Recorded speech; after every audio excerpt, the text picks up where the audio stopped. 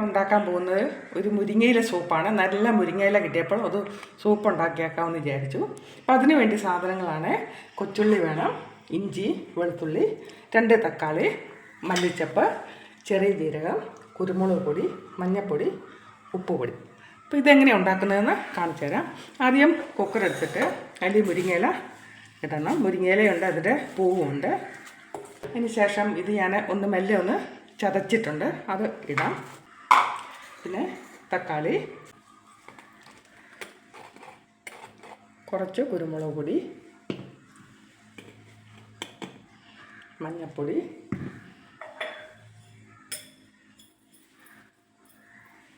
കുറച്ച് ജീരകം, ആവശ്യത്തിനുള്ള ഉപ്പ് ഇടുക. അതിനുശേഷം ഞാനൊരു 3 ഗ്ലാസ് വെള്ളം ഒഴിക്കുന്നുണ്ട്.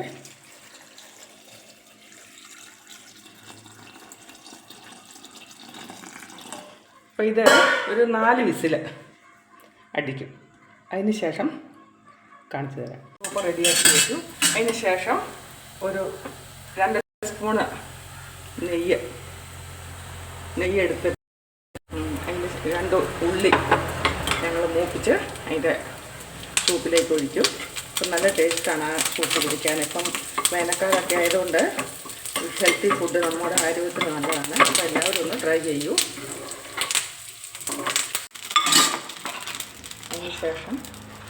അതിന് ശേഷം അവസാനം നമുക്ക് ശകലം മല്ലിച്ചപ്പും കൂടെ ആഡ് ചെയ്യാം.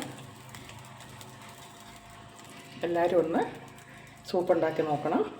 എളുപ്പമാണ്. നമ്മുടെ വീട്ടിൽ മുരിങ്ങയില ഉണ്ടല്ലോ, അപ്പോൾ എളുപ്പമാണ്. നമ്മുടെ വീട്ടിൽ എല്ലാ സാധനങ്ങളും ഉണ്ടല്ലോ, ഈ സൂപ്പിന് ആവശ്യമായ സാധനങ്ങളൊക്കെ നമ്മുടെ വീട്ടിലുണ്ടല്ലോ.